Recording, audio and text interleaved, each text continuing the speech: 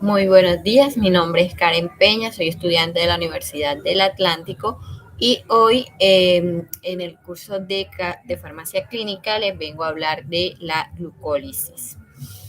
Pero primero vamos a hacer una definición de lo que es la glucólisis. Asimismo, haré una introducción para posteriormente tocar el tema de patologías por alteraciones en glucólisis, teniendo en cuenta su etiología y farmacoterapia. Bueno, primero, ¿qué es la glucólisis? La glucólisis, acá, listo. La glucólisis puede considerarse como el proceso oxidativo de la glucosa, bien mediante su degradación hasta generar piruvato o bien mediante su fermentación para dar ácido láctico. Su fermentación para dar ácido láctico, bueno, en este caso la glucosis es la forma más rápida de conseguir energía para una célula y en el metabolismo de carbohidratos generalmente es la primera vía de combustión. La glucólisis es la ruta degradativa de la glucosa y esta es la molécula principal energética del organismo. Es una de las rutas más importantes ya que constituye uno de los primeros pasos en el procesamiento y aprovechamiento de la glucosa para obtención de energía para las células. Esta se divide en dos fases. Está la fase preparativa, que esta implica la transformación y escisión de la glucosa en dos triosas de fosfato, el gliceraldehído trifosfato y la dihidroxiacetona fosfato, entre las cuales existe un equilibrio. Es esta fase, primera fase que vemos acá. En esta fase se produce un gasto energético, ya que se utilizan dos moléculas de ATP por cada molécula de glucosa. Con esto lo que se busca es preparar y activar a la glucosa para los procesos que requieren posteriormente utilizarse. Entonces, como vemos en esta primera fase, la glucosa va a ser sometida a diferentes transformaciones de glucosa, glucosa 6-fosfato, a fructosa 6-fosfato, a fructosa 1,6-bifosfato, y en el paso cuarto en la dihidroxiacetona fosfato y gliceraldehído 3-fosfato.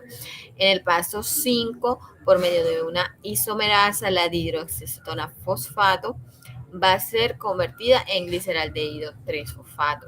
¿Por qué? Porque la gliceraldehído 3-fosfato es la molécula que puede continuar con el proceso de cascada. Perdón. Todas estas reacciones van a tener lugar por medio de unas enzimas que van a catalizar todas estas reacciones. Luego tenemos la fase de beneficio o de rendimiento energético. Y aquí va a haber una transformación de la molécula de gliceraldehído fosfato en piruvato mediante una serie de reacciones que liberan energía. Entonces, como ya les había mencionado anteriormente, esta molécula que está aquí va a ser convertida también en gliceraldehído. Entonces, de aquí en adelante tenemos que tener en cuenta que se van a realizar no una sola cascada, sino dos cascadas, pero de manera simultánea. Es decir, que luego de que la gliceraldehído 3-fosfato va a ser convertida en 1,3-bifosfato, no solo se va a dar una vez, sino dos veces. Este sería el sexto paso. Aquí se va a obtener una molécula de NADH. Luego esta va a ser catalizada por la fosfoglicerosinasa y va a ser convertida en 3-fosfoglicerato. Aquí se va a utilizar una molécula de ADP y se va a obtener una de ATP, es decir, se van a obtener dos moléculas de ATP. Luego va a ser catalizada por la fosfogliceromutasa y va a ser transformada en 2-fosfoglicerato. Aquí se va a liberar agua. Y esta, por medio de la enolasa, se va a catalizar y convertir en fosfoenolpiruvato. Aquí luego se va a requerir de ADP para, por medio de la piruvato-sinasa, convertir este fosfoenolpiruvato en piruvato. Y aquí también se va a obtener una molécula de ATP. Igualmente acá, entonces se van a obtener 2 moléculas de ATP y 2 moléculas de piruvato. Entonces la finalidad de esto es conseguir por medio de la glucosa 4 moléculas de ATP, pero como al principio se utilizaron 2, entonces solamente se van a obtener 2 de ATP, 2 de NADH y 2 piruvatos. ¿Listo? Entonces, teniendo en cuenta esto, vamos a lo que es la glucogenosis. ¿Qué es la glucogenosis? Son un grupo de enfermedades hereditarias que afectan uno de los mecanismos de producción y almacenamiento de energía, es decir, el metabolismo de glucógeno. Son catalogadas actualmente como enfermedades raras o huérfanas, debido a que son pocas las personas que la padecen o poco el diagnóstico que se ha hecho de esta enfermedad. Estas son de compromiso hepático y se clasifican dependiendo de las distintas enzimas que sean afectadas. Estas se caracterizan por presentar hipoglicemia y hepatomegalia como síntomas cardinales, o sea, como síntomas principales. Estas patologías son ocasionadas por un daño genético que causa una falla enzimática, la cual no permite que se lleven a cabo la formación o degradación adecuada del glucógeno, lo que conlleva a que se realicen rutas metabólicas alternas, que son las causantes de la sintomatología que presentan las personas afectadas.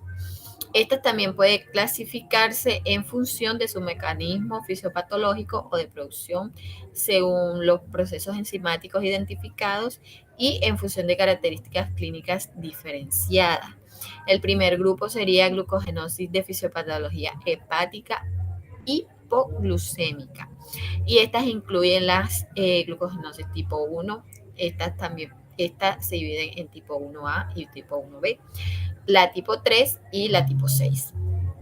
En el segundo grupo tenemos la glucogenosis de fisiopatología muscular, que incluye la glucogenosis, la tipo 5, la tipo 7. A nosotros nos interesa más el primer grupo, que son la glucogenosis de fisiopatología hepática hipoglucémica, porque estas son las que presentan fallas enzimáticas en la glucólisis. Estas, más que todo, en la glucogénesis. Entonces, en la tipo 1, como vemos aquí, también llamada enfermedad de Von-Yerke, la falla enzimática se presenta en la glucosa 6-fosfatasa o en la translocasa.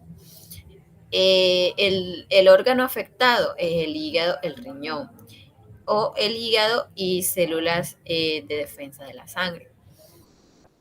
¿Cuáles son los signos y síntomas clínicos? En el caso de la tipo 1A, el hígado y los riñones se van a ver aumentados de tamaño, va a haber un retraso en el crecimiento, va a haber una hipoglicemia grave, va a haber un aumento del colesterol y triglicéridos. En la tipo B, va a haber casi los mismos síntomas que la tipo A, pero menos graves. Infecciones, además de infecciones bacterianas repetidas por disminución de las células de defensa, úlceras gastrointestinales y aumento de colesterol y triglicéridos. En la tipo 3, que también es llamada enfermedad de Cori, aquí va a haber una falla enzimática en la amilo 1,3 glucidasa. Esta también es llamada enzima desramificadora. Y los órganos afectados van a ser el músculo, el hígado y el corazón.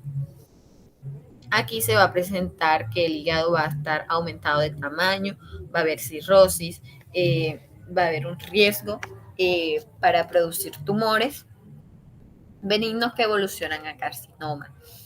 Además de debilidad muscular progresiva en edad adulta, pérdida de tamaño muscular, retraso en el crecimiento, aumento de colesterol y triglicéridos. En la tipo B, también va a haber una falla en la misma enzima. Esta solamente va a afectar el hígado y va a causar un hígado graso, un aumento de tamaño, retraso en el crecimiento, aumento en el colesterol y triglicéridos. En la tipo 6, también llamada enfermedad de ERS, esta va a haber un daño en la fosforilasa hepática, va a afectar el hígado, también igualmente va a haber una hipoglicemia en ayuna, y a menudo va a ser asintomática. Va a haber un aumento en el tamaño del hígado, y esta de las tres que les acabo de mencionar es la menos grave. Entonces, sabiendo esto, sus signos y síntomas, su nombre y su enzima, que es la enzima afectada, vamos a ver la etiología y el tratamiento farmacoterapéutico.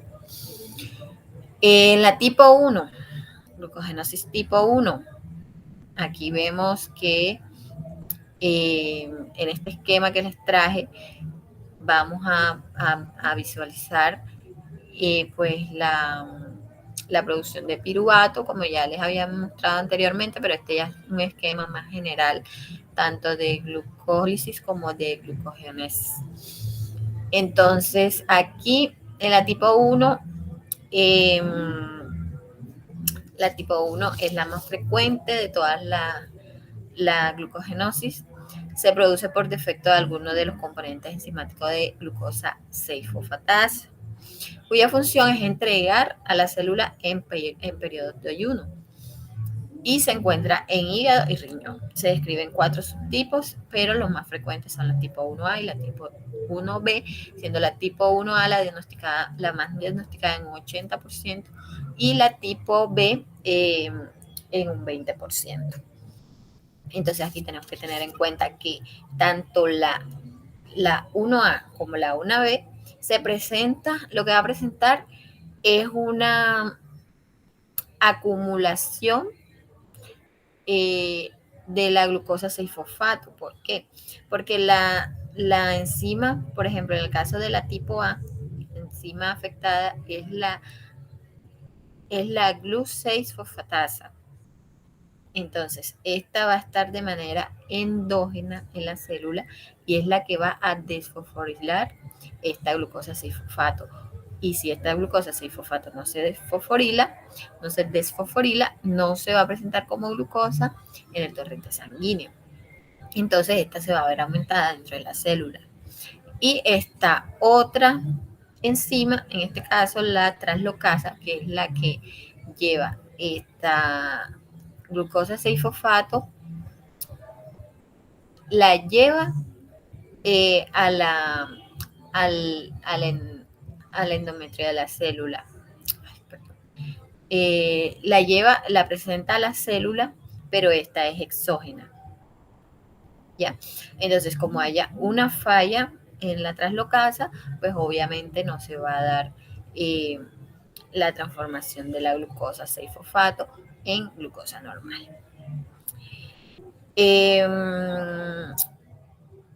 Esta lo que va a hacer es llevar esta glucosa 6-fosfato al retículo endoplasmático por medio de la translocasa y va a ser desfosforilada por la acción de la glucosa 6-fosfatasa y de esta manera entrar a la sangre. En esta ocasión, la persona que tiene la glucogenosis tipo 1 van a presentar fallas en estas enzimas, por lo tanto no van a generar la glucosa como tal, no va a llegar a la sangre y obviamente se va a ver aumentada la glucosa 6-fosfato. Eso a manera de resumen.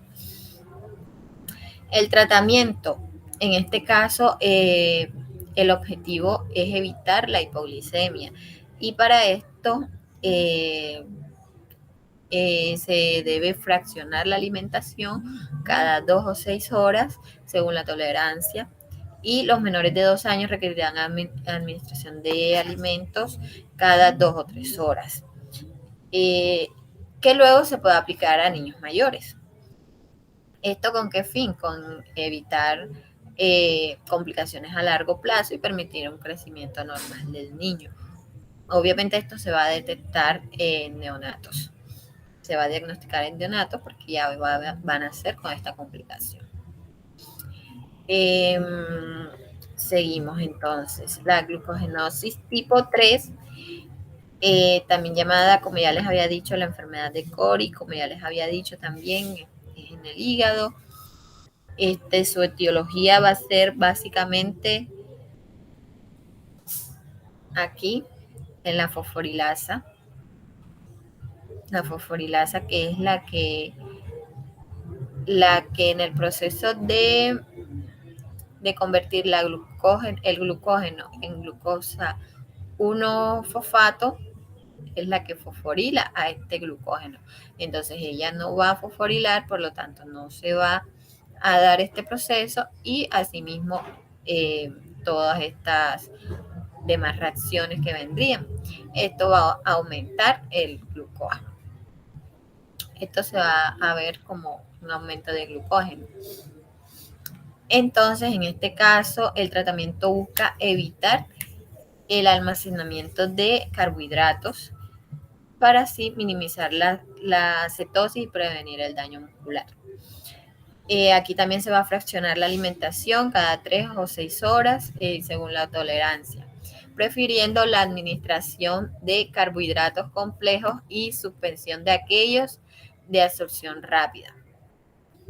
En este caso se puede requerir alimentación por sonda o una alimentación oral nocturna. Bueno, tenemos la glucogenosis tipo 6. Esta ya es poco frecuente y, como les había dicho, de herencia autosómica recesiva, que afecta a la enzima del glucógeno, la glucosa, la fosforilasa hepática. También lo mismo, afecta aquí en este esquema que le traje, mire, tanto la 6 como la 3 van a afectar aquí en estas enzimas que van a fosforilar el glucógeno. De igual manera van a causar que el glucógeno se aumente y no se va a liberar ni el piruvato ni la glucosa en sangre. Entonces, esto va a causar los daños que ya les había mencionado anteriormente. Esto se presenta en lactantes con hepatomegalia y esto va a disminuir con la edad, desapareciendo prácticamente en la pubertad. Esto presenta una tendencia moderada a la hipoglicemia de ayuno y retraso del crecimiento leve, el cual se normaliza posteriormente, llegando a una estatura normal en la adultez. Aquí se hace simplemente un seguimiento que debe considerar pruebas de laboratorios cada 3 o 12 meses, un control metabólico y asimismo de función hepática. Además, debe presentarse ecografías abdominales cada 1 o 2 años, porque, como les había dicho, causa crecimiento del hígado. Esto hasta los 18 años. Esta se pensaba que era una enfermedad benigna, pero se ha descrito que casos solamente de fibrosis hepática y carcinoma hepatocelular, por lo que requiere seguimiento a largo plazo. Bueno, estas 3 enfermedades que les traje, no está de más decirles que se recomienda, lo que más se recomienda en este caso es tener una buena alimentación, ya que este va a ser el pilar fundamental para que estos niveles de glucosa en sangre estén nivelados. Es por eso que en el caso de la glucólisis se recomienda una terapia con almidón de maíz. Esta se va a dar desde los 6 meses, que es cuando el niño ya tiene un sistema digestivo pues que tolere esto. Y se debe dar cada 3 o 6 horas, porque este es un carbohidrato de absorción lenta. También se recomienda en la dieta y en la alimentación, consumir carbohidratos que no sean de absorción rápida. Se recomienda la ingesta de proteínas más que todo, y se debe evitar el consumo de grasas, de grasas malas. En este caso se recomienda el uso de la ingesta de grasas de origen vegetal, como el aceite de oliva, el aceite de girasol, el aguacate, todas estas grasas que son pues buenas para el organismo. En cuanto al ejercicio, pues las personas con estas anomalías pues deben consumir una buena ingesta de carbohidratos o de proteínas antes de hacer una actividad física, ya que como causa debilidad muscular, la persona pues puede tener un agotamiento y asimismo puede tener una complicación más adelante. Y estas son pues más que todo las recomendaciones. No hay terapia para esto farmacológica, más que todo en la dieta, llevar una dieta rigurosa en cuanto a carbohidratos, proteínas y grasas. Eh, bueno, esta fue la bibliografía que yo utilicé, y no siendo más, pues muchas gracias.